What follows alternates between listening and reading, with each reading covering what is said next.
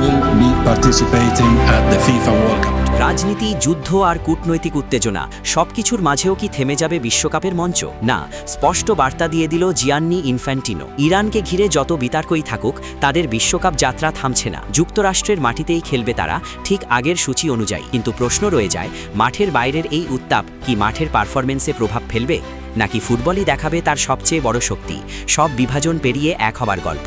চলুন জেনে নেই বিস্তারিত।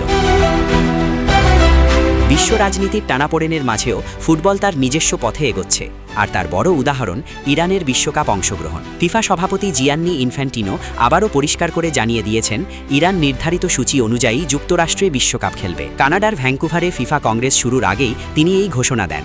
ইনফ্যান্টিনোর ভাষায় কোনো অনিশ্চয়তা নেই, ইরান অংশ নেবে এবং যুক্তরাষ্ট্রে তাদের ম্যাচগুলো অনুষ্ঠিত হবে। এই ঘোষণার পেছনে রয়েছে সাম্প্রতিক ভূ রাজনৈতিক উত্তেজনা। ফেব্রুয়ারিতে যুক্তরাষ্ট্র ও ইসরায়েলের হামলার পর মধ্যপ্রাচ্যে সংঘাত তীব্র হলে ইরানের বিশ্বকাপ অংশগ্রহণ নিয়ে প্রশ্ন ওঠে। পরিস্থিতি এমন পর্যায়ে পৌঁছায় যে ইরান নিজেদের গ্রুপ ম্যাচ যুক্তরাষ্ট্রের পরিবর্তে মেক্সিকোতে সরিয়ে নেওয়ার প্রস্তাব দেয়। তবে সেই প্রস্তাব সরাসরি নাকচ করে দেয় ফিফা। এর মধ্যেই নতুন বিতর্ক তৈরি হয় যখন মার্কিন বিশেষ দূত পাওলো জাম্পোলি ইরানের জায়গায় ইতালিকে বিশ্বকাপে অন্তর্ভুক্ত করার প্রস্তাব দেন বলে খবর ছড়ায়। যদিও পরে যুক্তরাষ্ট্র সরকার সেই প্রস্তাব থেকে সরে আসে।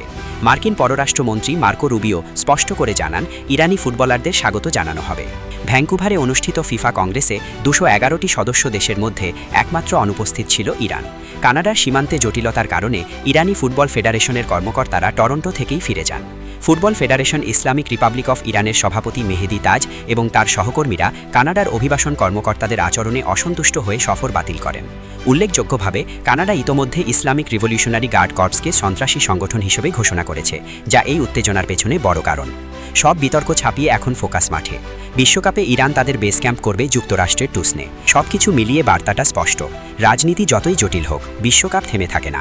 এখন দেখার বিষয়, এই চাপের মধ্যেও ইরান মাঠে কতটা প্রভাব ফেলতে পারে।